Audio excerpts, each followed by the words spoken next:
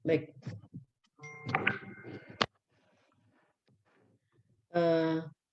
Jadi kali ini kita menganalisa investing activities. Kalau kita bicara investing activities, berarti kita bicara di aset. Bicara di sisi. Kenapa? Devian, ada siapa tadi yang bilang, yang bicara? Iya.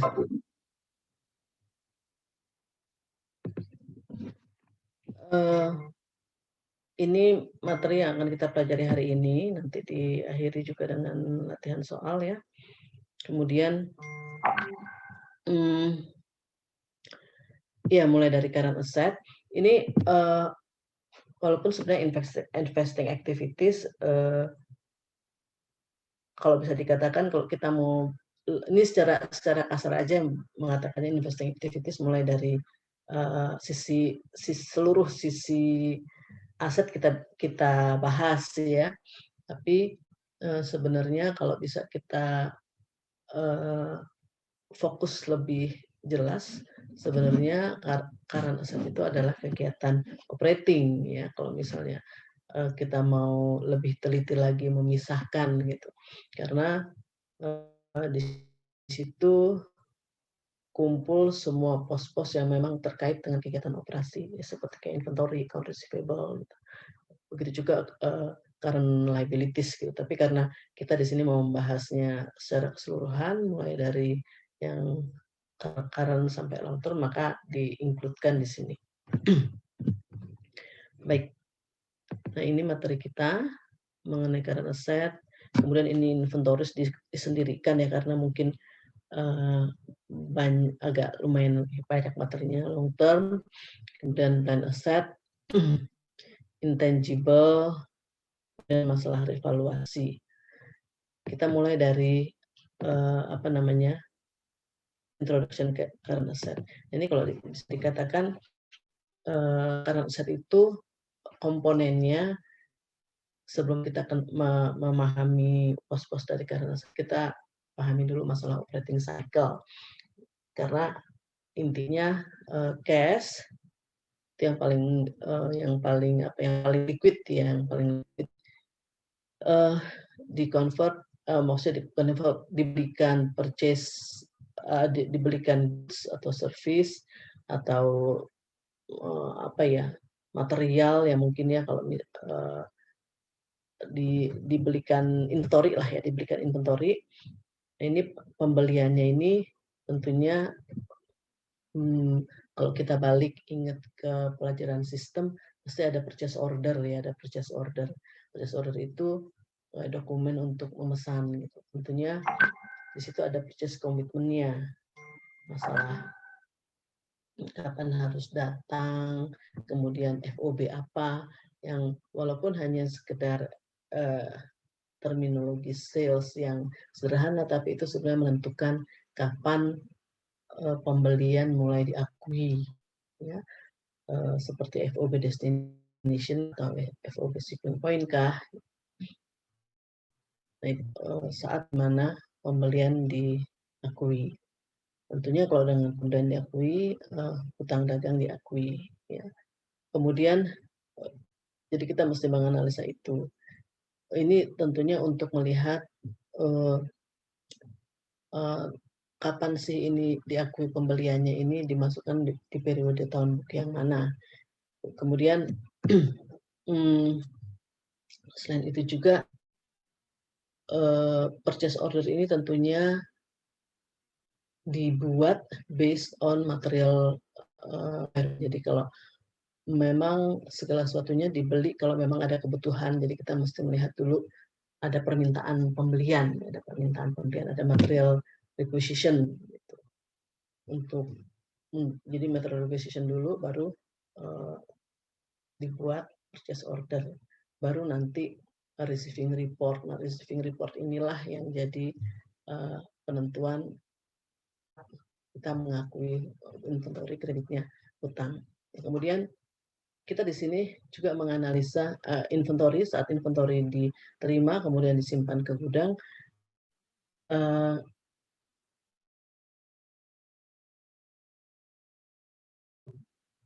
kita mesti analisa misalnya,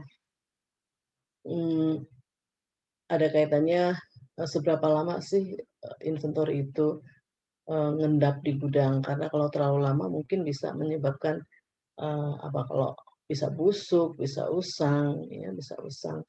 Nah, ini bisa kita lihat dari eee, physical check ya kalau orang audit itu. Tapi dari sisi manajemen keuangan, kita bisa melihatnya, menganalisanya dari turnover gitu ya, turnover. Bisa juga kita kaitkan, misalnya gini, kita kita kaitkan dengan purchase commitment. Misalnya gini, mmm, turnover turnover persediaan berapa gitu. Kalau turnover persediaannya, eee,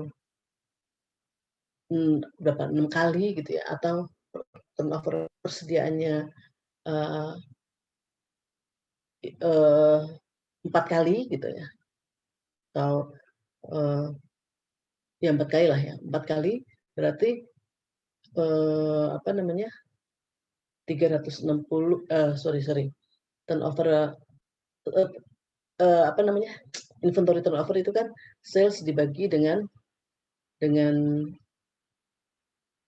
cost of goods sold dibagi dengan inventory, ya. Kalau dia menunjukkannya turnover-nya, 4 kali, berarti, eee, mengendapnya berapa lama?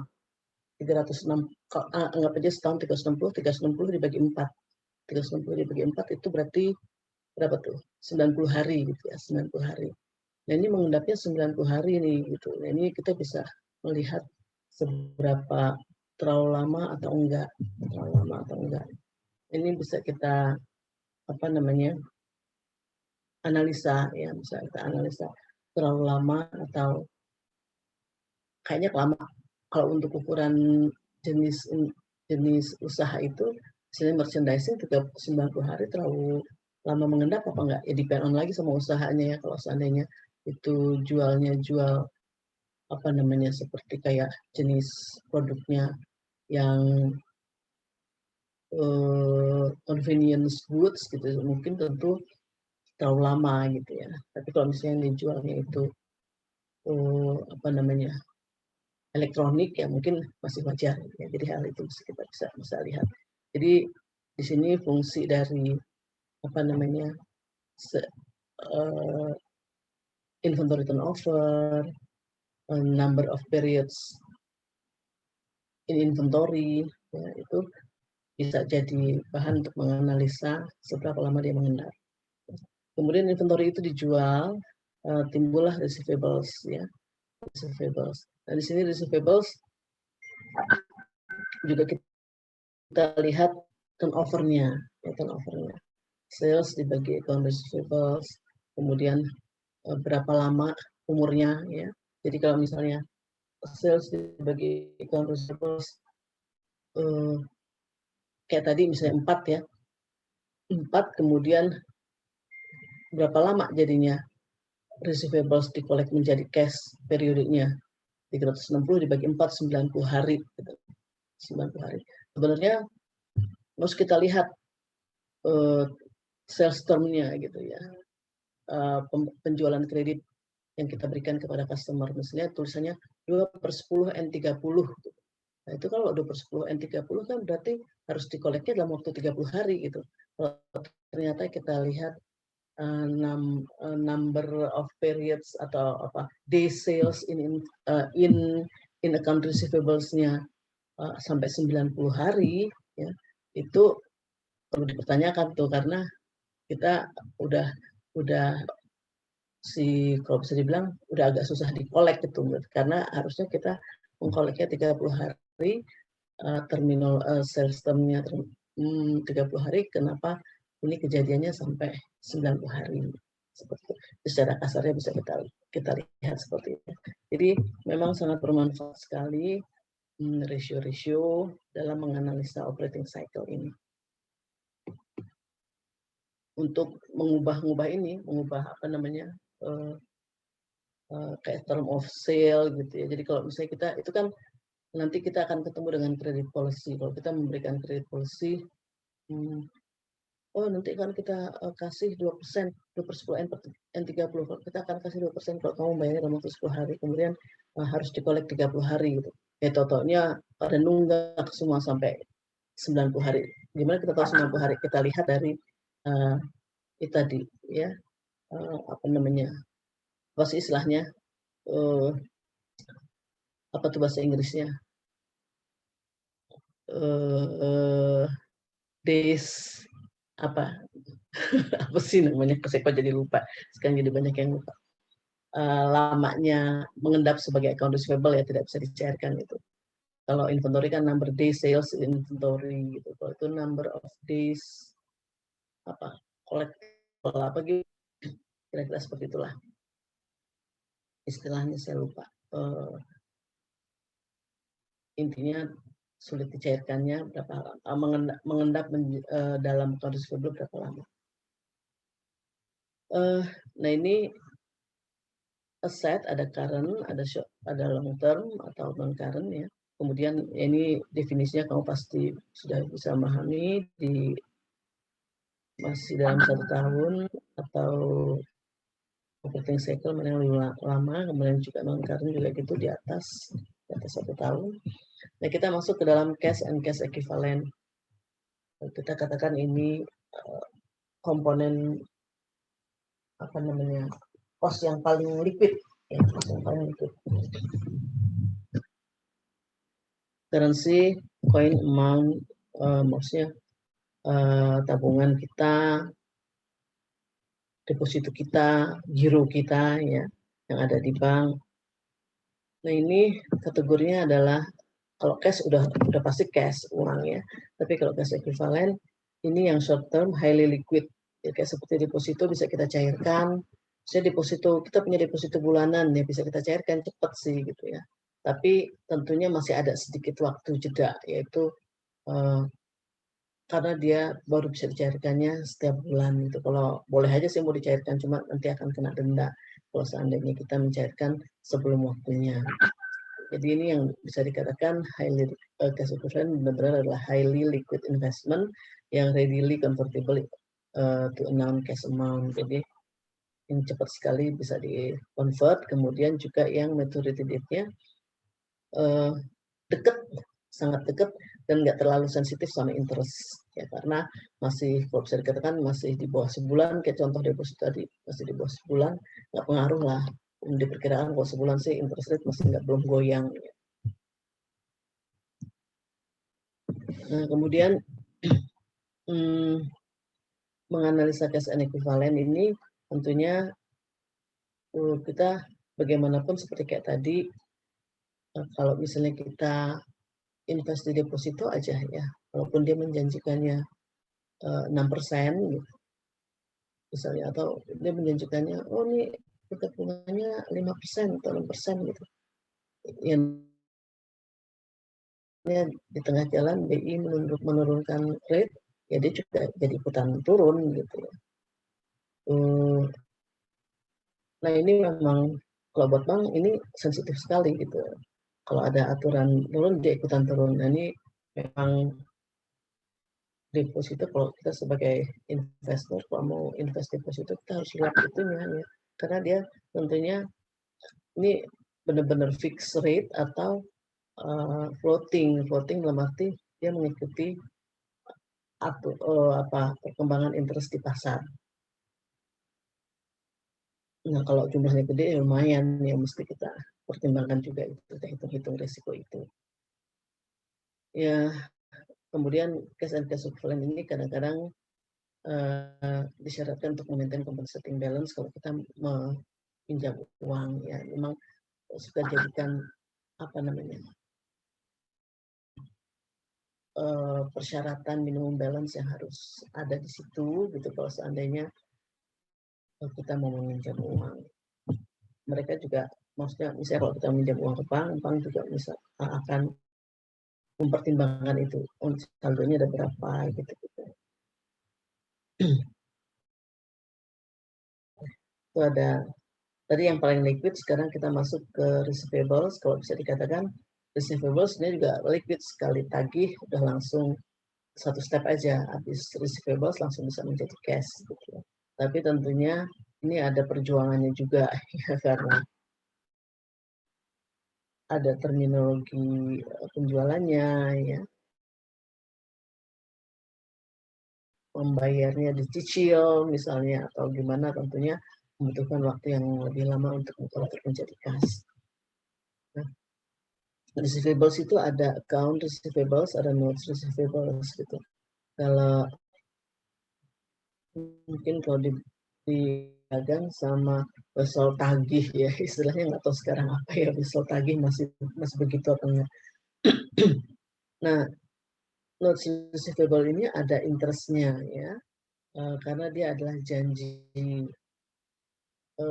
Notes receivable bisa tercipta dengan sendirinya, maksudnya kalau bisa aja penjualan notes receivable kreditnya penjualan misalnya kalau dalam hal penjualan ya, tapi bisa juga account receivable kreditnya penjualan, tapi kemudian ketika account receivable sulit untuk ditagih gitu, mulai ada sedikit masalah, maka kita menerbitkan notes receivables untuk menggantikan account receivables itu. Kenapa? Karena secara hukum notes receivables lebih kuat ya, untuk penagihan selanjutnya.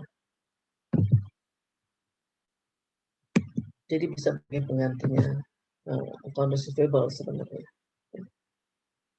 Nah, receivables itu dilaporkan at net realizable value atau yang bisa direalisir, net yang bisa direalisir. Jadi kalau receivables itu tampilnya dilaporkannya minus allowance for uncollectible account ya, atau ini adalah kontrak account-nya, ini adalah kreditan dari bad debt expense ya. Bad debt expense-nya sendiri bisa kita tentukan bad debt expense kreditnya allowance for uncollectible ini bisa kita buat ya based on experience. Misalnya bisa aja dengan percentage of sales, credit sales, percentage of credit sales gitu ya. Kemudian dari umur dengan membuat aging schedule, kita juga tentunya pembuatan ini kita lihat dari collection policies-nya gitu, dari credit policies-nya, terus ya itu tadi seperti CAT 2/10, N/30, N30 gitu ya.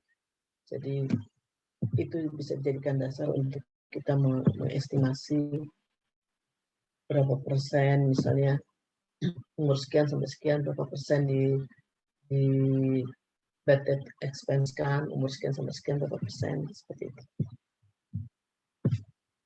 Nah, menganalisa receivables itu ada beberapa hal yang perlu kita pertimbangkan.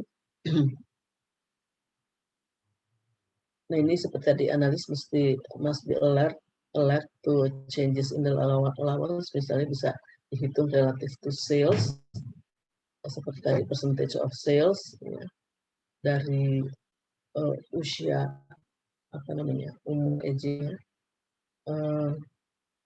industry and market condition, tergantung kita juga bisa nyontek biasanya perusahaan ini bagaimana ya, karena mungkin kalau kita belum punya masih bingung cara menghitungnya gitu, tapi maksudnya mempertimbangkan prosentasenya, tapi tentunya berdasarkan pengalaman kita tahun lalu juga bisa kita gunakan sebagai acuan. Masalah account receivable ini ada collection risk ya, collection risk. Analis perlu mereview ketepatan allowance-nya. Kemudian tadi yang seperti kayak tadi. Nah, kemudian kita juga harus melihat memperhatikan receivables itu gitu ya. Kadang kita punya piutang,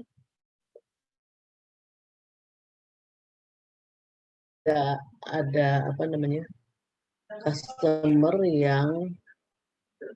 yang memang banyak sekali penjualan, atau kita terlalu fokus ke satu customer gitu, itu sebenarnya lumayan beresiko ya. Kalau misalnya kita si customer A itu jumlahnya amount-nya besar banget gitu. Nah, kalau misalnya dia collapse ya kita akan kena dampak gitu ya, seperti kayak resiko memang kalau misalnya customer kita hanya satu atau hanya sedikit, kalau misalnya collapse ya kita akan berdampak juga. Makanya mesti diperhatikan examining customer concentration gitu. Karena resiko bisa timbul kalau kita hanya punya 1-2 customer dengan saldo yang besar, tentunya budget expense-nya akan besar. Investigasi pola sama kayak tadi, umur, kemudian tentukan portion of receivables yang di-renew. Jadi misalnya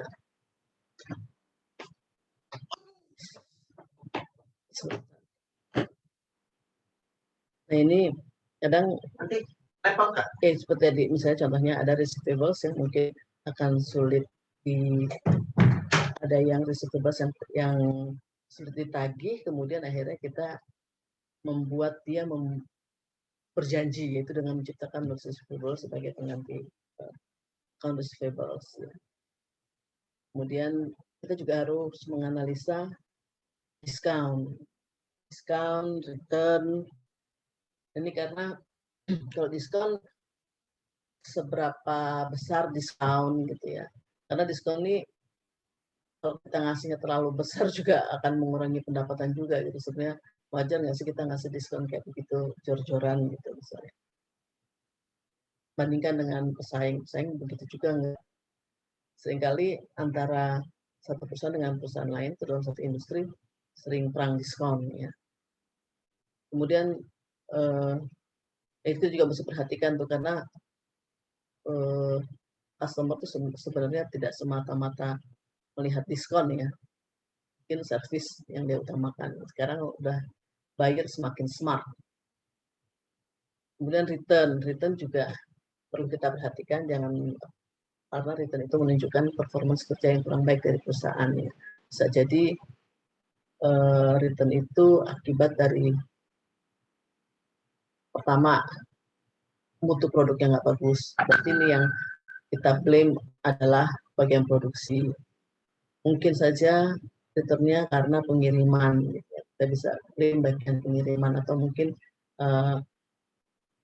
carriers yang common carriers yang sewa ya. Macam-macam ya. Atau mungkin karena packagingnya rusak gitu ya. Atau tidak tepat waktu atau salah kirim gitu, minta kualitas A dikasih kualitas B. Nah, ini tentunya bagian pengiriman yang salah gitu. Jadi sebenarnya dari amount dari research itu bisa mengindikasikan siapa yang harus kita perbaiki performance-nya.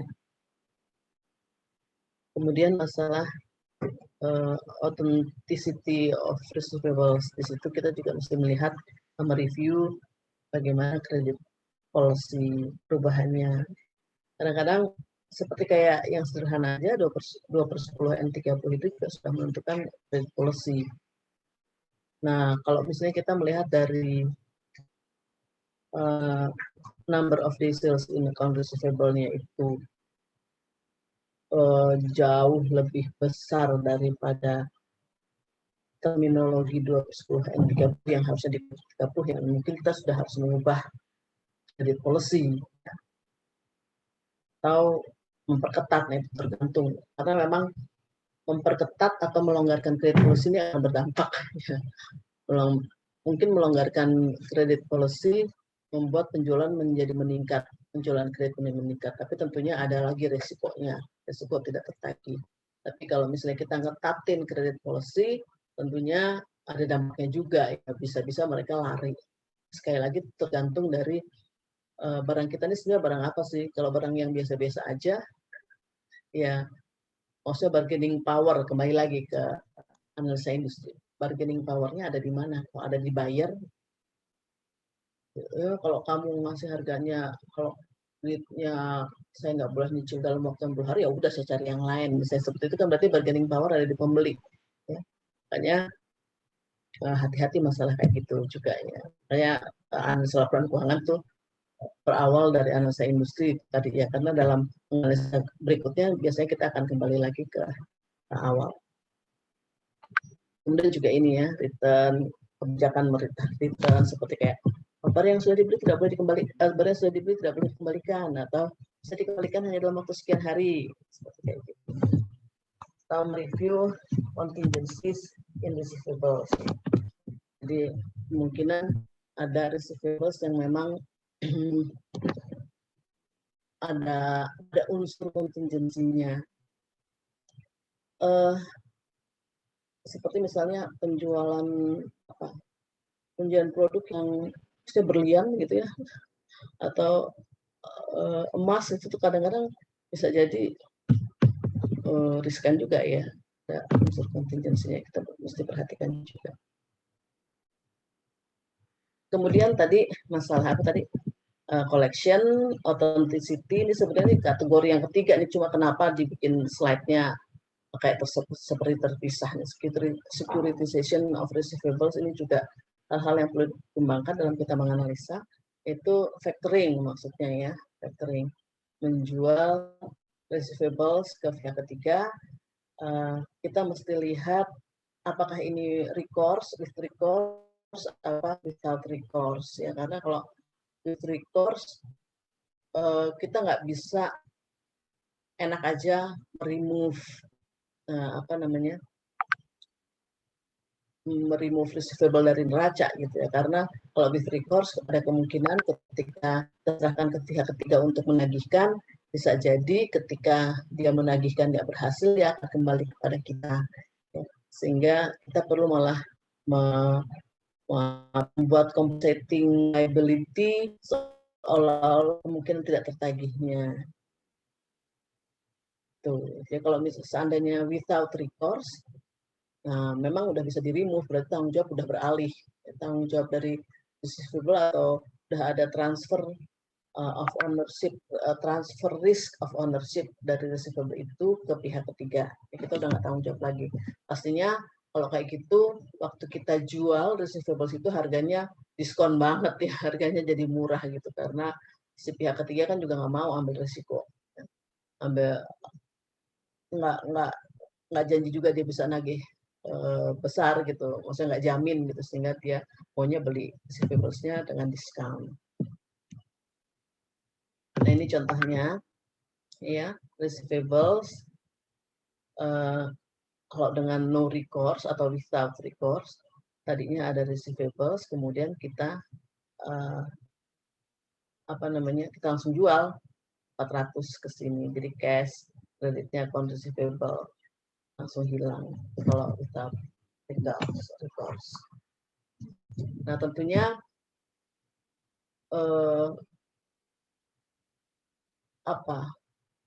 transaksi sederhana kayak gini aja ya, itu mengubah current ratio ya, mengubah current ratio. Jadi kalau kita lihat current ratio-nya, di kebetulan maksudnya nggak mengubah current ratio karena dia di sini-sini aja pindahnya ya. Nah ya kalau kita lihat gitu, tapi mungkin kalau seandainya with recourse, nanti dia akan ada compensating balance yang membuat jumlahnya akan berkurang. Atau ada compensating liability maksudnya ya, tadi compensating liability di sini. Mencatat both asset, ada lagi compensating liability. Jadi ada sedikit perubahan yang bisa mengubah rasio-rasio.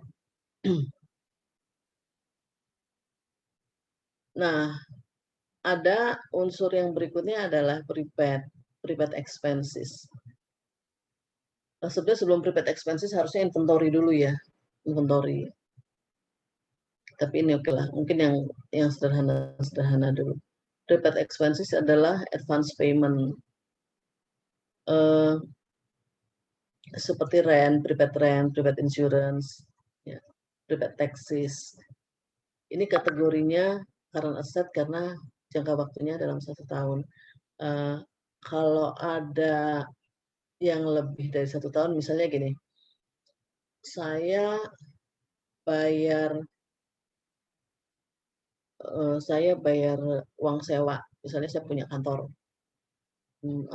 saya mau sewa, saya pengen sewa ruangan buat kantor saya gitu ya. Sewa, kemudian biasanya tuh mintanya langsung, nggak mau setahun dia ya, langsung 2 tahun atau 5 tahun gitu. Nah itu kalau kita kasih uang mukanya seperti itu bisa jadi bisa kita kategorikan deferred charges juga ya, karena jangka waktunya lebih dari 1 tahun, lebih dari 1 tahun. Nah kalau ini yang dalam waktu 1 tahun. Uh, nah ini juga private expense, kalau besar ya mungkin kita perlu perhatikan juga. Umumnya sih private expense nggak besar, sehingga kadang-kadang kita suka terignore untuk penganalisaannya, terabaikan ya, karena dia biasanya kecil. Tapi ya ini kalau besar kita juga perlu hati-hati. Kemudian inventory. Nah, inventory kalau bisa dikatakan dari comparing to current asset, inventory adalah khususnya untuk perusahaan dagang, perusahaan manufacture, biasanya inventory adalah perkiraan yang lumayan paling besar ya, apalagi perusahaan dagang. Beda mungkin dengan di perusahaan jasa ya, karena inventory-nya mungkin hanya berupa supplies ya. Karena perusahaan jasa, misalnya kantor akuntan publik atau lawyer, mungkin dia nggak punya inventory. Inventory-nya apa sih? Paling peralatan-peralatan murah aja yang kita sebut dengan supplies. Nah ini masuk kategorinya nanti ini ada istilahnya expensing, capitalizing. Maksudnya adalah kalau expensing di sini di period cost-kan, seperti kayak office supplies, di capitalizing di sini inventory, di belinya langsung inventory dulu, kemudian nanti menjadi expense melalui cost of goods sold ya, penggunaan direct material gitu. Dan nanti akhirnya di match dengan revenue. Nah ini ada contohnya, kita lihat di sini FedEx, perusahaan jasa kecil ini inventorinya ya, karena dia mungkin hanya office supplies, beda dengan target yang memang merchandise. Nah ini mungkin perlu besar inventorinya. Ada Protect and Gambler, ini juga manufacturer sebenarnya ya, lumayan besar. Dell ini perusahaan apa, komputer.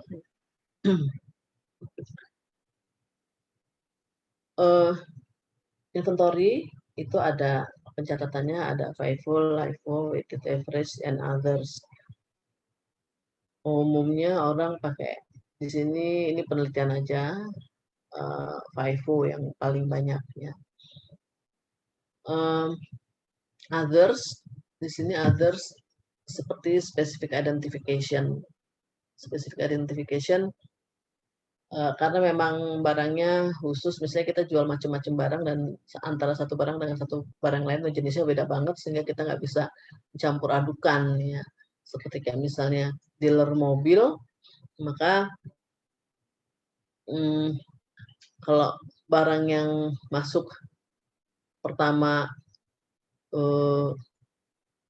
Xenia, kemudian yang berikutnya adalah barang mobil yang berikutnya masuk adalah misalnya Accord atau Camry, ya mungkin kita nggak akan bisa pakai FIFO, kita nggak bisa pakai FIFO ya, kita tergantung harganya dia sendiri ya.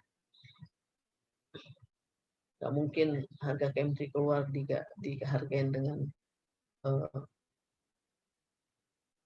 misalnya dihargain dengan Vios misalnya, seperti itu ya, nggak bisa. Oke. Inventory itu ada FIFO, ini kan udah tahu lah. Kalau first in first out, harga yang paling awal yang masuk cost of goods sold. Akibatnya apa? Cost of goods sold adalah rendah ya. Kalau cost of goods sold rendah, net income before tax, earning before tax akan tinggi ya. Kemudian kalau sedangkan inventorinya pakai harga yang terkini, sehingga inventorinya besar nilainya karena pakai harga yang terkini. Beda dengan LIFO.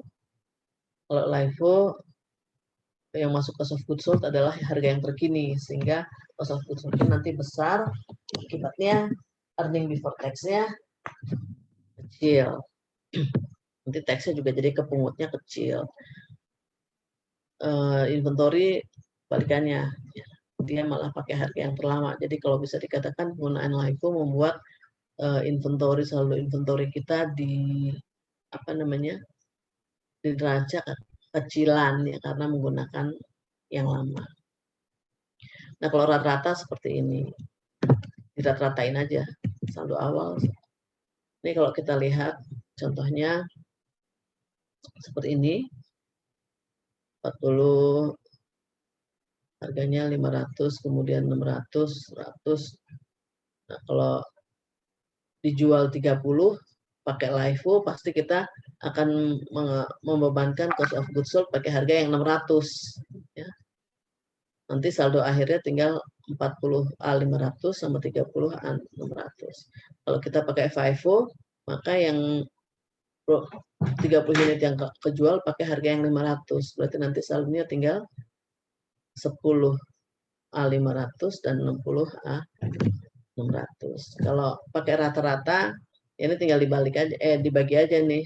56.000 dibagi 100, tinggal 560. Nah, 560 itu yang dijadikan base untuk menghitung 30 unit yang disold. Kalau katanya kalau pakai ini perbandingannya ya, FIFO, LIFO average.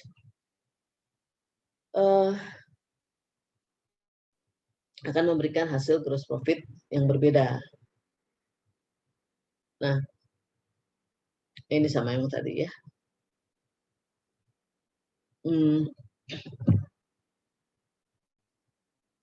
Kalau FIFO menghasilkan higher gross profit dan LIFO.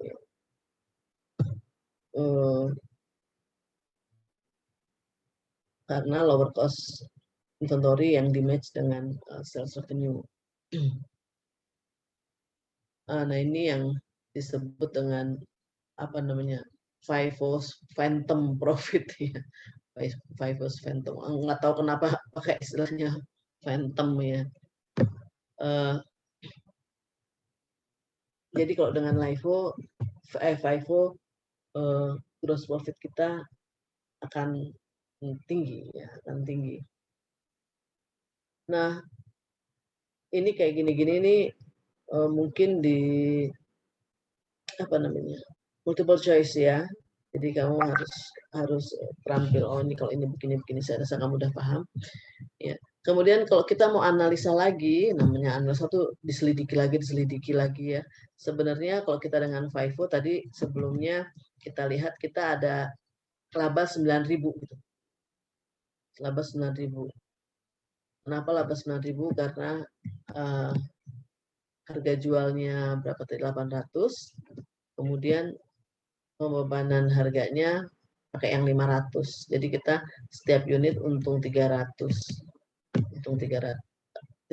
Kita bisa pecah 30 unit dikalikan dengan harga 800 dikurang 600. Nah, ini adalah kita sebut dengan economic profit yang 600 ke 500 selisih harga antara saldo di inventory per layer ya, per layer itu adalah 3.000, sorry, 6.000 sama 3.000 jadi 9.000. Dan ini kalau kita pisahkan bisa kita bagi dua. Namanya juga analisa suka diselidiki lagi di. Nah, inventory IRS mensyaratkan company menggunakan LIFO, inventory costing, untuk tax purpose, mensyaratkan perusahaan yang menggunakan LIFO untuk tax purpose juga harus menggunakannya pada financial purpose. Jadi seperti kita tahu bahwa LIFO itu mengakibatkan earning before tax-nya kecil, ya, rendah, sehingga pengenaan pajaknya juga jadi rendah. Ya. Mungkin memang ini jadi alasan manajemen kenapa makanya FIFO supaya bayar pajaknya rendah. Dan tentu makanya kalau bisa begitu ya financial purpose juga harus pakai LIFO gitu. Jangan untuk teks pakainya LIFO, nanti untuk minta kredit ke bank carinya yang metode FIFO misalnya supaya kelihatan prospek kita lebih bagus gitu.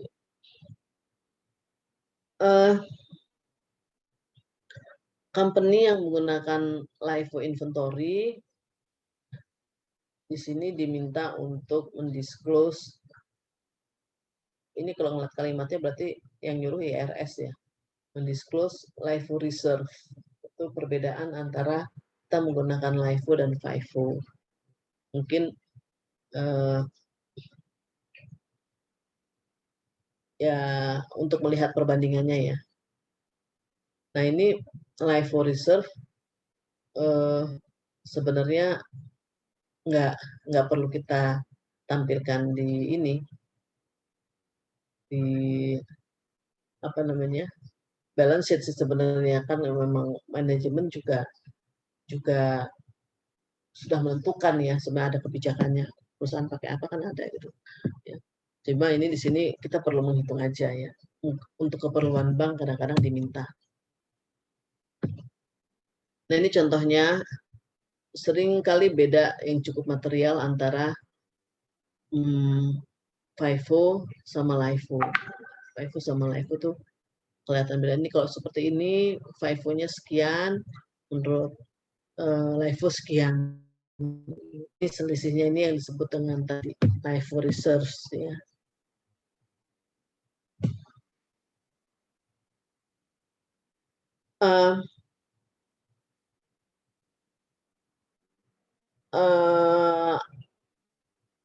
Ada istilah FIFO liquidation. Jadi company memaintain LIFO inventories in spirit cost pools. Jadi maksudnya berlayer-layer gitu ya. Jadi ya seperti kayak tadi, saldo awal sekian dengan harga saldo awal sekian unit A berapa. Kemudian purchase sekian unit A berapa gitu ya. Berlayer-layer. Kemudian kalau LIFO kan kita pasti waktu inventory reduce atau inventory dijual misalnya, itu tentu menggunakan harga yang paling recent ya, yang recent. Kalau LIFO yang recent berarti kalau harganya kalau dalam kondisi rising ya, kondisi harga-harga pada naik, ya itu tadi pembebanan cost of goods sold-nya jadi tinggi.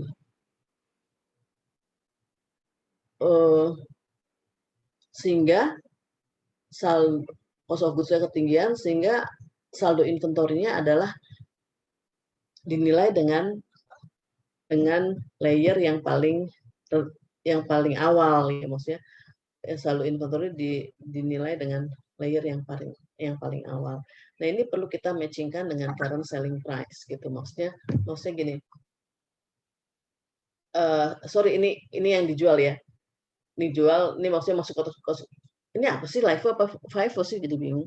When inventory quantities are reduced earlier, earlier yang lebih awal ya benar. Yang paling apa namanya, yang paling ini ya, yang paling terakhir ya. Sedangkan inventorinya akan dinilai dengan kerendahan. Nah, tapi gini, mungkin yang perlu kita perhatikan adalah bahwa bisa jadi waktu apa namanya, misalnya berlayer-layer, bisa jadi apa namanya, saldo inventory kita nilai misalnya sebelum kita masukkan, sebelum out ya, sebelum stoknya itu keluar gitu, itu kan ada harga-harga berlayer-layernya. Itu bisa jadi harganya juga berfluktuasi. Ada yang lebih tinggi, ada yang lebih rendah gitu ya. Ada yang lebih tinggi daripada harga sekarang ya. Kita tahu kalau inventory kan sering dinilainya kan dengan itu dinilainya kan dengan LCM ya, lower cost or market kan gitu. Jadi kita membandingkan juga. Nah, maksudnya gini, kalau saya ulang ya, kalau dengan LIFO, cost of goods sold akan besar karena menggunakan harga terkini. Inventory di neraca akan kecil karena menggunakan harga yang lama. Tapi kita perlu menganalisa layer-layernya. Kalau layernya berfluktuasi, layer-layer di inventory itu berfluktuasi, ada yang meningkat, ada yang enggak, gitu. Otomatis kalau ada yang harganya tinggi melebihi harga current price, nah itu yang disebut dengan LIFO liquidation, ya, LIFO liquidation. Karena kalau bisa dikatakan nanti waktu saatnya dia direduce, menggunakannya akhirnya menggunakan harga yang tinggi juga, akhirnya dampaknya ya ini juga sama aja seperti kayak FIFO ya. Jadi seperti itu. Nah, ini mungkin lebih jelasnya mungkin kita lihat di contoh ya.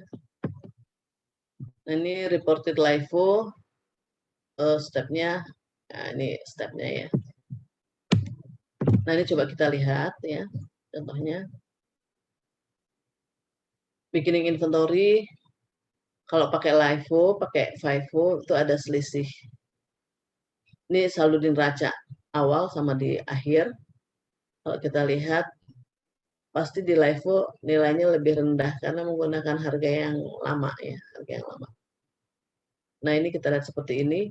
Nah, kalau kita mau mengubah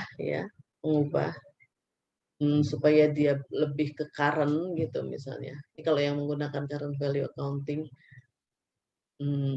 maka kita ubah dia, kita naikkan gitu. Kita naikkan 84,6. Karena menurut FIFO sekian.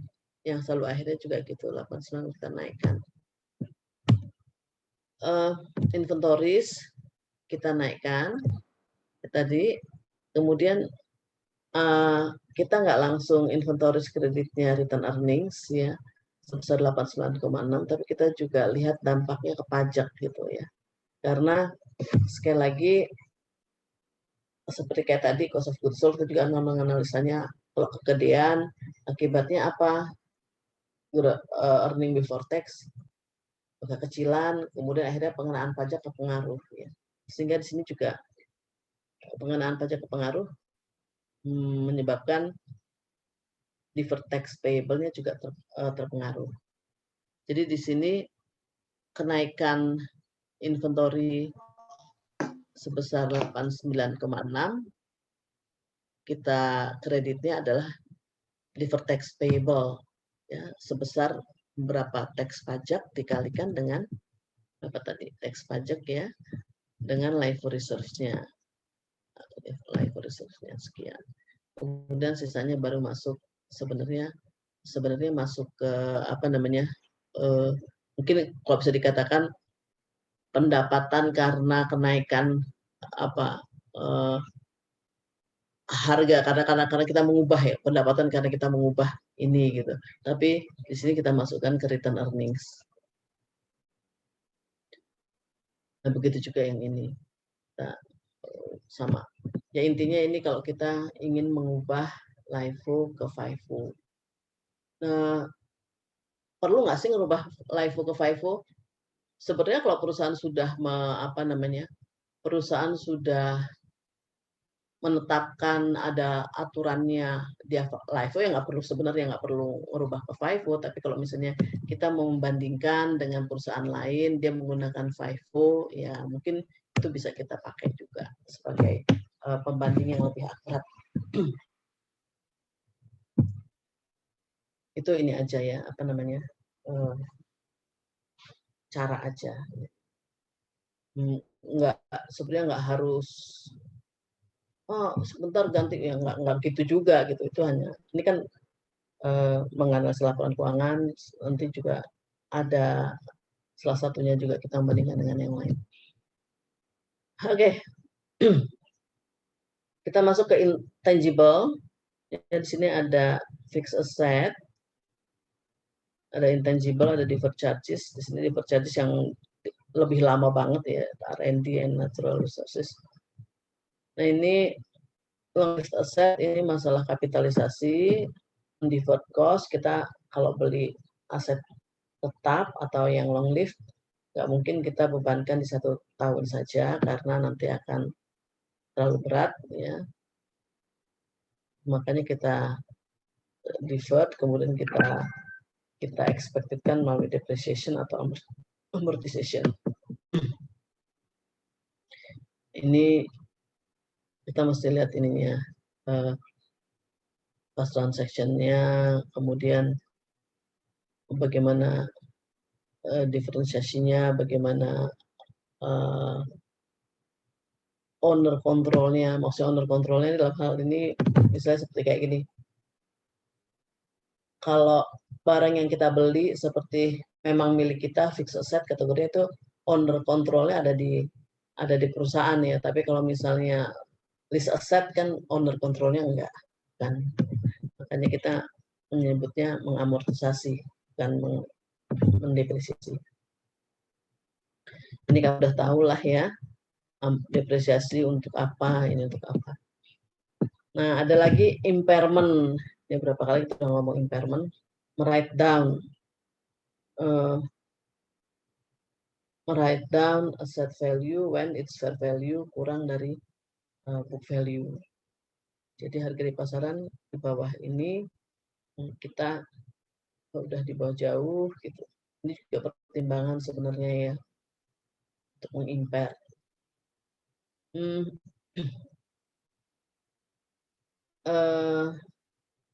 Kalau seandainya nggak ada marketnya, ya fair value itu adalah market value, tapi kalau nggak ada marketnya kita ngitung dengan present value. Nah, ini ada distorsi mengenai impairment, masalah impairment ini karena kalau bisa dikatakan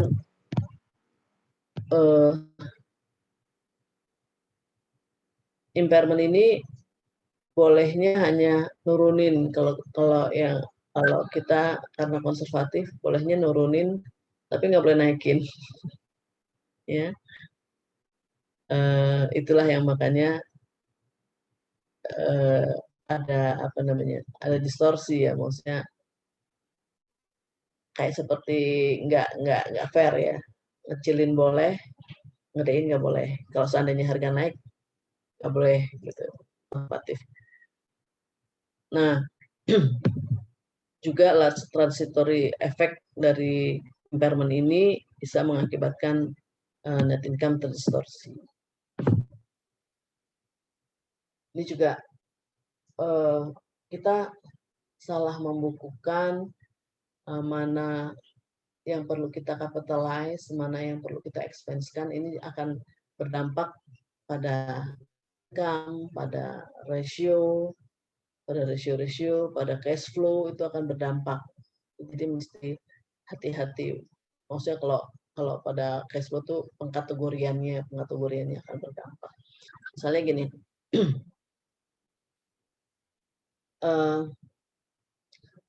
effect capitalization on income.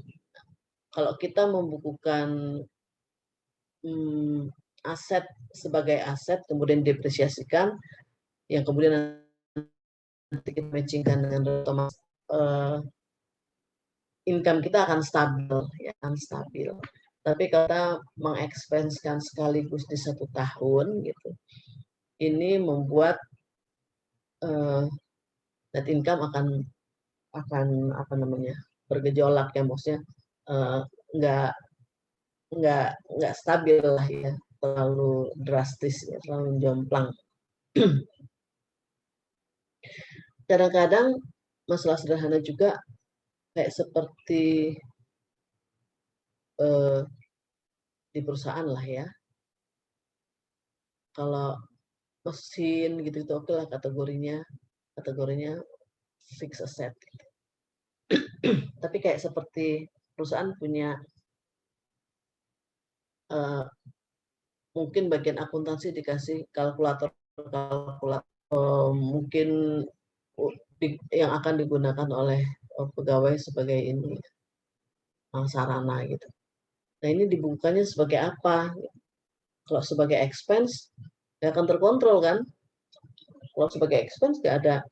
Kalau kita lihat di apa namanya di inventory perusahaan itu kan selalu ada ininya ya, apa namanya di fixed asset itu selalu ada labelnya ini milik di bagian apa gitu, ada kode-kodenya gitu. Jadi kalau kita expense kan biasanya jadi hilang tuh, jadi hak milik si pegawai tersebut gitu. Tapi kalau dicatat sebagai aset, merasa kok kayaknya gede banget, maksudnya kok terlalu kecil untuk dicatat sebagai aset gitu ya. Seringkali jadi dilema juga dalam prakteknya. Misalnya seperti sendok garpu gitu ya, sendok garpu buat di perusahaan buat memfasilitasi gawai misalnya itu kan terus generasi ukuran ini di-expense-kan apa di ini ya. Kalau sendok garpu lah itu kan kecil, di-expense-kan apa dicatat sebagai inventaris. Kalau catat inventaris pelit amat sih segala segitu aja. Kalau ngeliat dari umurnya mungkin lebih dari 1 tahun bisa dipakainya gitu. Tapi apakah perlu kita catat sebagai inventaris sebagai fixed asset gitu ya. Hanya apa kita mencatatnya supaya kelihatan agak gede dalam bentuk sekian lusin gitu ya satuannya. Jadi supaya kelihatan besar. Nah, itu juga jadi pertimbangan tuh. Maksudnya walaupun hal-hal sederhana kayak gitu aturannya detail biasanya perusahaan. Barang ini kategorinya apa? Barang ini kategorinya apa? Oke. Itu tambahan aja ya. Kemudian kapitalisasi juga mempengaruhi ROI. Kalau kita mencatat aset sebagai aset, tentunya total aset akan bertambah besar. Sehingga return on gitu ya, return on investment atau return on asset, penyebutnya besar ya. Sehingga kalau penyebutnya besar, maka hasilnya ROI-nya akan kecil. Tapi kalau kita expense kan sama juga nanti net income-nya pembilangnya yang kecil banget gitu ya, kecil banget terus dibagi dengan investmentnya juga akan beda hasilnya ya, walaupun mungkin sama-sama akan kecil tapi akan beda hasilnya. Efek capitalization on solvency ratio ini seperti ini misalnya. Kalau seandainya kita capitalize, tentunya dia dibukukan sebagai aset. Ya. Dia dibukukan sebagai aset. Kemudian dikapitalisir kan nanti kan jadi expense yang kemudian seperti kayak depreciation jadi expense yang kemudian di match dengan revenue akan hasilnya akan net income gitu. Nah ini net income lari ke return earnings ya. Return earnings akan berpengaruh kepada equity gitu ya. Jadi rasio debt to equity akan berubah juga. Jadi pokoknya gitulah intinya kalau kita mengcapitalize dibandingkan dengan mengexpense itu banyak sekali dampak-dampak juga kemana-mana. Efek kapitalisasi dengan dalam cash flow. Kalau kita catatnya sebagai aset, maka kategorinya harusnya investing. Tapi kalau kita catat sebagai expense, kategorinya operating. Jadi beda pengkategorian. Baik. Plan asset itu tangible, active use in operation, mempunyai benefit in the future. Contohnya PPE. Ini kamu udah tahu lah ya. Kemudian kalau PPE cost-nya adalah dari mulai diakuisisi, di prepare sampai siap pakai. Pertimbangannya lebih objektif, ada datanya, ada buktinya, ada fakturnya, ya.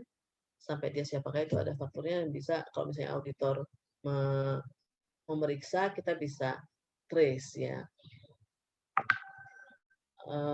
Sedangkan kalau natural resources, kalau sumber daya alam gitu, ini adalah hak untuk mengekstrak, mengkonsum, oke. Kemudian dicatatnya historical cost plus cost of discovery, exploration, development. Jadi mungkin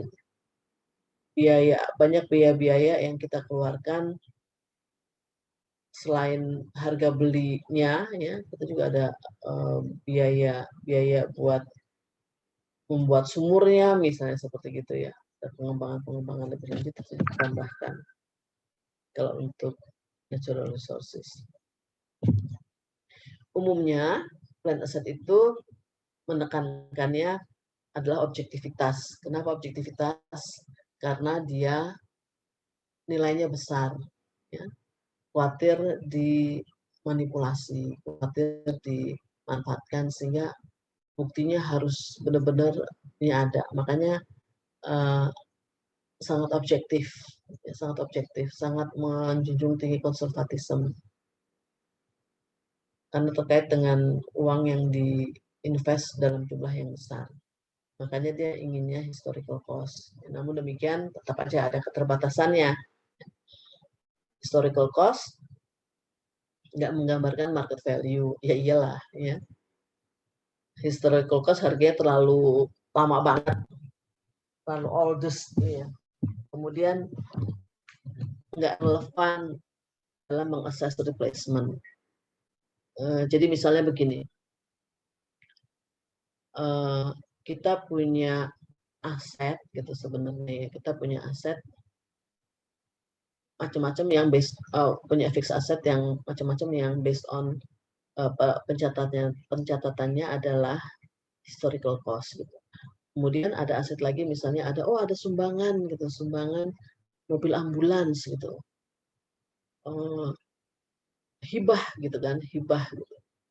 Nah, kalau di neraca dicatatnya 0 kah gitu. Ya, misalnya kita mau catat dengan ada nilainya gitu. Pakai replacement value.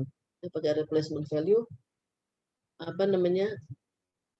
Ya, jadi maksudnya kalau misalnya kita mau tetap mempertahankan historical cost, nggak ada nilainya gitu ya. Jadi makanya nggak dianggapnya nggak.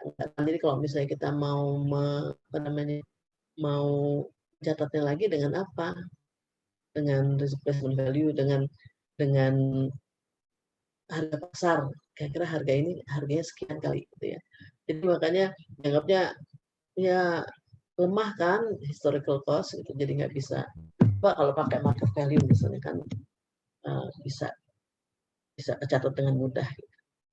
Tapi itu sekali lagi karena memang plan asset itu intinya lebih ke objectivity, lebih fokusnya. Nggak bisa dibandingkan across company ya, karena ya itu sekali lagi kalau kita membandingkan, kita belinya sekian, dia belinya sekian, beda-beda gitu ya. Not particularly useful in measuring opportunity cost. Nah ini misalnya gini, ini pelajaran lebih jauh sih sebenarnya. Misalnya kadang kita perlu menilai, ini kalau orang penilaian nih, anak-anak penilaian nih, kita perlu menilai gedung gitu ya. Ada, kalau kamu masih ingat, ada metodenya, bagaimana sih penilaiannya? Bisa dengan cost, waktu dibeli, atau waktu dibangun, gitu. Bisa juga dengan metode market value, ya, dengan membanding-bandingkan. Jadi dengan cost method, dengan market value method, membanding-bandingkan dengan nilai pasar. Satu lagi dengan revenue approach ya, atau revenue method dengan pendapatan. Itu opportunity cost. Maksudnya gini, menilai gedungnya, kalau seandainya gedung ini kita sewakan, kita akan dapat income berapa, kita akan dapat revenue berapa. Nah itu ini gedung ini bisa disewakan selama berapa tahun ya gitu. Nah terus kita present value kan tuh pendapatan gedung. Nah itu untuk menilai gedung itu gitu. bisa seperti itu gitu ya. Kalau anak penilaian menghitungnya agak beda dari akuntansi. Jadi kadang kalau dia disuruh menilai ini gedung ini berapa, sementara nih gedungnya gedung lama nggak berwarna, itu kalau dinilai dengan yang lama nggak cocok, dinilai dengan replacement cost juga nggak cocok, akhirnya dia caranya dengan tuh, oh ini gedung nih kalau kita sewain bisa begini. Nah kayak gitu ya, itu masalah opportunity, kesempatan nih ya. Nah di historical cost tuh kalau seandainya harga berubah-berubah juga jadi kayaknya ya sekarang saya beli dengan harga sekian, besoknya dia diskon gitu ya, kan berubah banget. Jadi akhirnya kayaknya seperti aneh aja gitu. Dan kalau nanti bisa jadi pertanyaan juga, misalnya kompetitor kita belinya berapa hari kemudian, taunya diskon gitu. Kemudian apa namanya, ada pemeriksa membandingkan, oh ini kok harganya jomplang padahal memang diskon gitu ya. Cuma itulah dikatakannya ada kelemahannya juga. Tapi sekali lagi balik lagi bahwa penekanannya kenapa pakai historical cost adalah masalah objektivitas. Oke, plan aset di cost-nya dialokasikan menjadi expense. Ini ya kamu udah tahu lah ya itu sih. Cost, value, useful life, ini ada metodenya. Kemudian kalau straight line gimana, kalau double declining gimana ya. Kalau double declining mengignore salvage value gitu. Nah ini juga menganalisa depresiasi, kita analisa useful life-nya benar nggak sih, ini mobil didepresiasinya 3 tahun, kecepatan ini ya, nggak cocok ini 3 tahun, orang di perusahaan lain aja sekian tahun gitu. Atau metode alokasinya ya. Ini juga kadang-kadang bisa pengaruh juga, yang suka jadi permainan juga. Kita milih metode depresiasi yang mana terkait sama supaya bayar pajak yang murah, bisa seperti itu. Kemudian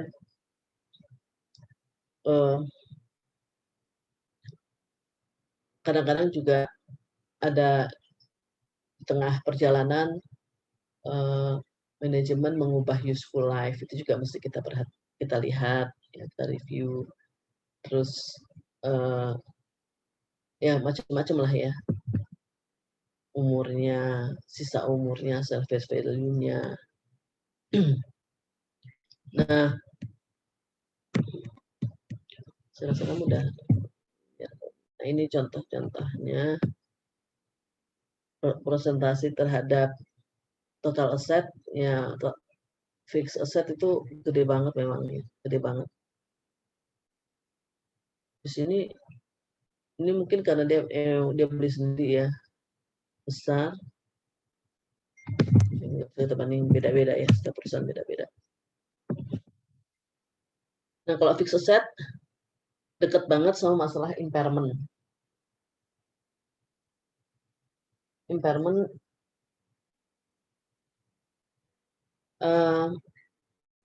kita mesti lihat kalau impairment tuh sekali lagi kalau apa namanya, nilainya jatuh ya, fair value-nya di bawah book value-nya, sehingga kita perlu nggak sih kita mereduce atau mendecrease ya. Kita lihat dulu besarnya impairment itu ya. Aset kelasnya, jenisnya yang akan diimpair wajar apa enggak gitu ya untuk diimpair. Kemudian berapa persen, ya itulah kita evaluasi ya. Kemudian waktunya saat mengimpairnya itu cocok nggak sih kalau sekarang gitu ya. Kadang-kadang impairment itu juga, atau mungkin lebih cocok sekarang daripada kenapa sih di impairnya di tahun sekian gitu. Kenapa nggak di tahun ini? Kenapa di impairnya nanti bukan sekarang gitu? Jadi mungkin karena terkait lagi sama manajemen laba. Apakah ada indikasi manajemen laba di sini? Timing dari impairment itu jangan-jangan ada indikasi manajemen laba supaya kelihatan sekarang udah dibebankan sekarang aja deh big bath ya big bath supaya sekarang jelek nanti biar tahun depan kita kelihatannya bagus menganalisa ini. Nah itu masalah fixed asset. Uh,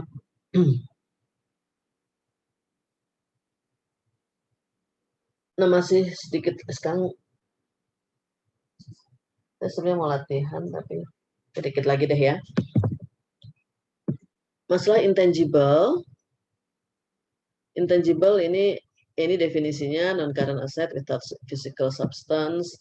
Kemudian yang kita pakai, yang kita miliki sebenarnya haknya, umurnya sulit ditentukan, beda-beda. Ya. Ada yang paten 40 tahun, goodwill nggak ada umurnya gitu, mau infinity gitu.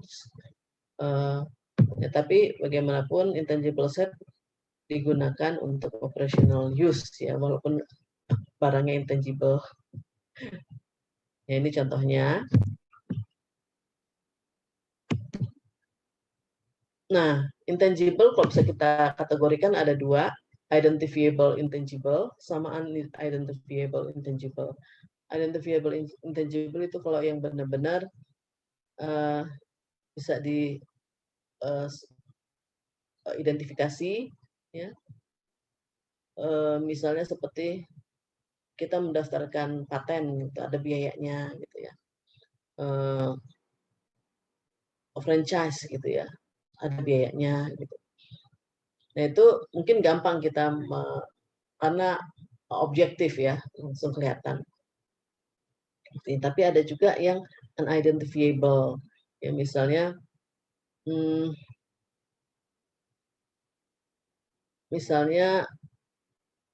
goodwill, gitu ya. Jadi kita mengakuisisi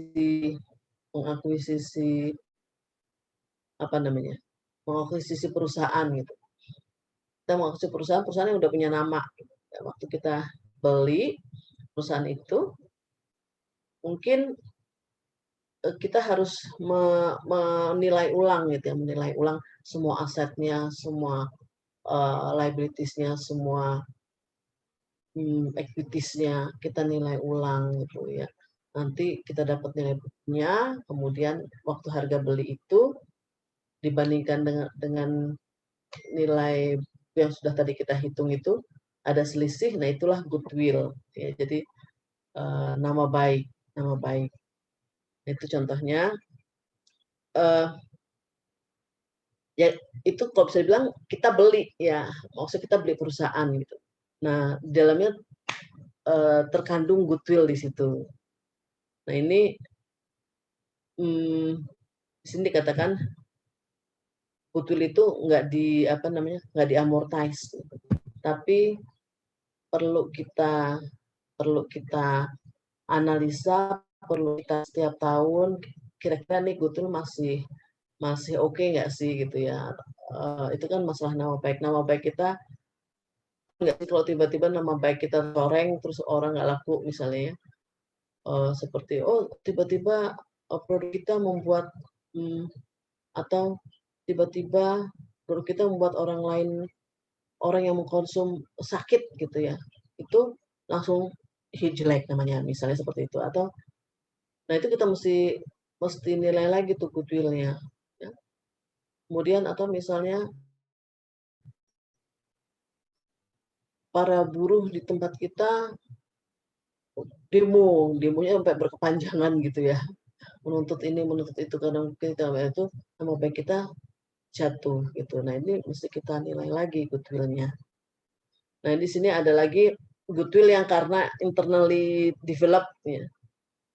Itu nggak dicatat di balance sheet. Jadi maksudnya kalau kita udah beli goodwill kemudian nggak ada tuh oh ini goodwill kita tambahin dengan biaya-biaya apa, nggak ada gitu ya, jadi nggak dicatat ya. Memang emang susah sih sebenarnya masalah ini ya, memperkirakannya tuh sebenarnya memang susah ya. Hmm, perlu pertimbangan banget. Masalahnya ini masih nama baiknya masih ada apa enggak gitu. Baiknya masih ada apa enggak. Itu mesti jadi pertimbangan banget.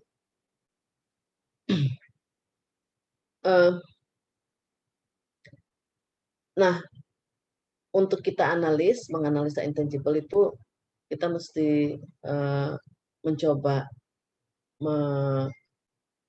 mencari tahu ya. Misalnya kalau kita tahu perusahaan yang kita analisa ini perusahaan ngetop, ya perusahaan yang sudah dapat kepercayaan dari masyarakat, oh, tapi dia kok nggak ada goodwill ya, gitu, nggak ada goodwill di dalamnya gitu.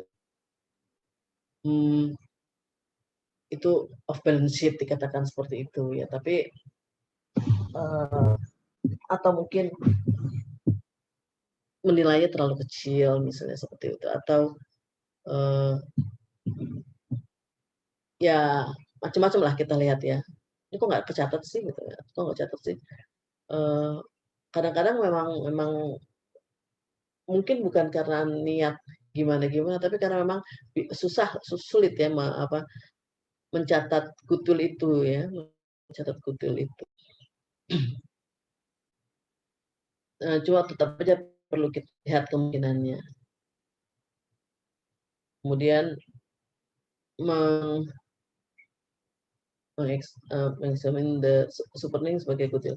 Ya, ya karena goodwill itu kalau bisa dibilang dia yang membooster penjualannya, nama baik itu membooster penjualan. Jadi makanya kita perlu lihat kemungkinan ada tidaknya goodwill. Mereview amortisasinya.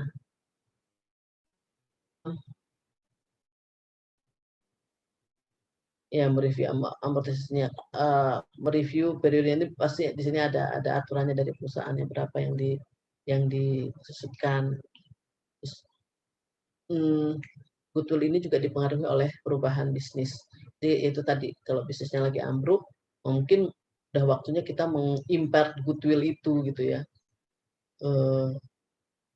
Seringkali ya namanya di bisnis kadang aja ada suka fitnah-fitnah yang menjelekkan nama baik gitu ya. Jadi mungkin dan kalau memang itu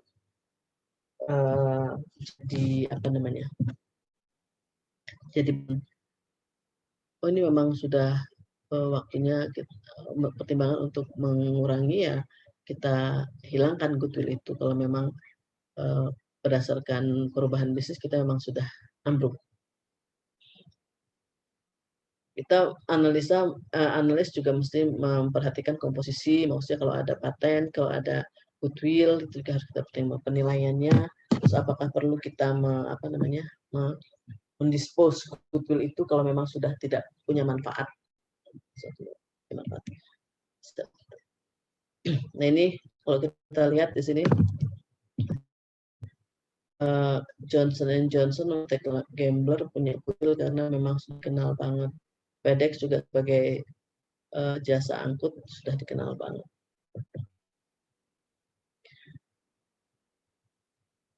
Nah, internally generated goodwill. Expenditure buat creating goodwill di-expense-kan terjadinya. Ini memang tapi pada dasarnya itu umumnya dari yang kita peroleh gitu. Kalau kita membeli, jadi kalau diciptakan sendiri gimana bentuknya ya susah. Maksudnya agak sulit sebenarnya ya.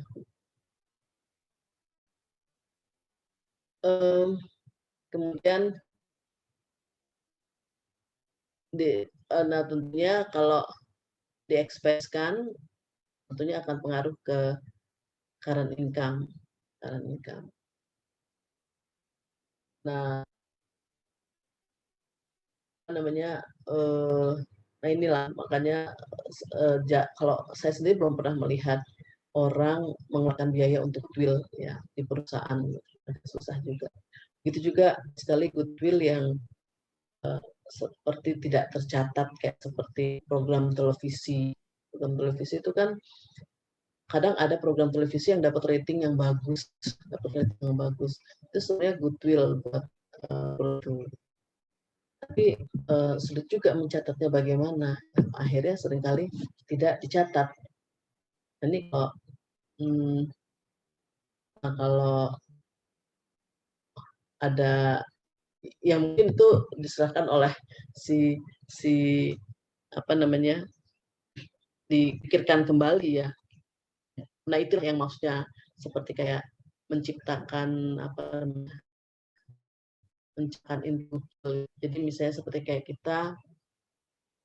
kita punya program TV yang kemudian diminati masyarakat, punya nama baik yang bisa mengangkat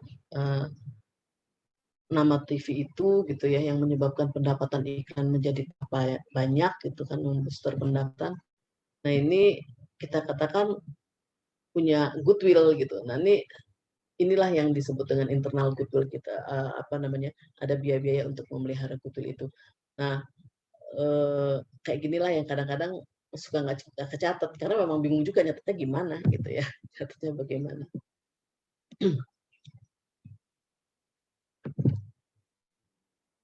Nah, kemudian asset revaluation, masalah evaluasi, JEP tidak pernah, JEP melarang, tidak mengizinkan untuk write up. Tapi IFRS boleh, kalau IFRS boleh long lived asset ini merevaluasi di atas depreciable historical cost. Atau seandainya ada kita mengimpairt, kalau JEP kan kalau udah mengimpairt nggak boleh naik lagi. Tapi kalau IFRS boleh naik lagi as long as tidak melebihi depreciated historical cost. Ya, reversal of prior impairment. Jadi bisa di reverse. Tentunya reversal ini akan mempengaruhi financial statement. IFRS mengizinkan write up. Fair value ditentukan melalui revaluation surplus. Selisih antara carrying value dengan historical cost. Gain and losses-nya kalau kita memang agak riskan sebenarnya. Kalau seandainya fixed asset kita fair value-kan gitu ya. Seperti misalnya tanah zaman dulu belinya sekian, kemudian sekarang sudah nggak wajar lagi, kemudian kita terapkan fair value accounting, kita naikkan harga tanah sebesar fair value, pastinya ada gain kan ya, gain and losses-nya. Nah, gain and losses-nya tuh masuknya ke equity, comprehensive income, bukan ke income statement.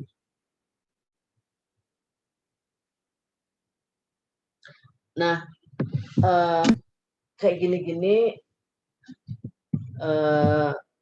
revaluasi ini harus kita ungkap ya, mana yang masuk ke net income, ya bisa masuk ke net income jika nilai misalnya fair value-nya itu revaluation through net income if it below depreciated. Jadi kalau fair value-nya di bawah historical cost, anggap aja ini seperti kayak impaired gitu ya, kita bisa masukkan loss-nya impaired itu ke net income. Tapi kalau seandainya kayak seperti tanah tadi, naiknya tinggi sekali di atas depreciable historical cost, maka kreditnya bukannya keuntungan di net income, tapi di comprehensive income sebagai gain and loss dari kenaikan harga fixed asset. Revaluasi ini merupakan haknya manajemen dan pengganti manajemen, sehingga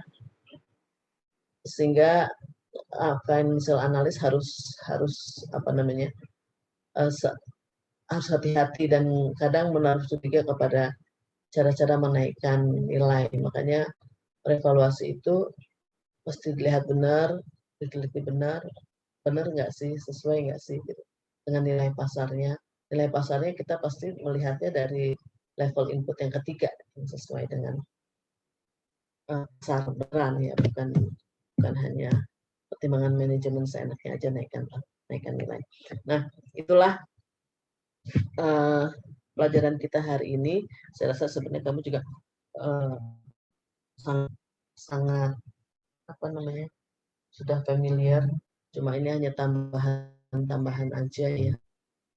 Baik, saya rasa begitu. Sebenarnya ini masih ada sisa waktu. Saya ingin kamu mengerjakan latihan soal sekarang.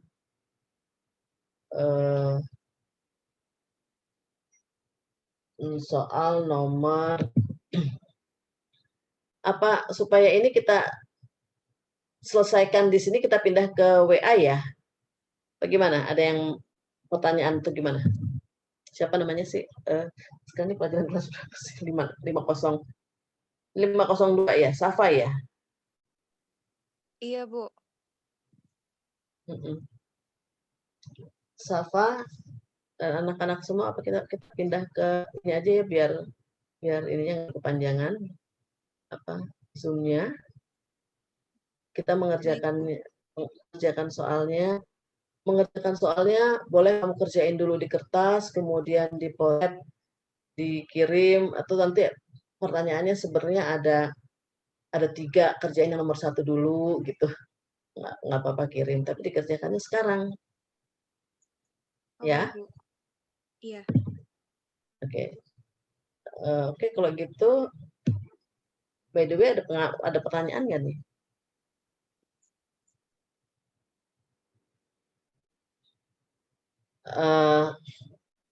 Kalau gitu kita pindah ya ke sana ya. Saya kasih pertanyaan Iya, di baik. grup ya. Oke. Anak-anak semua, yuk. Pamit. Makasih, Bu. Makasih, Bu. Makasih, Bu. Ya.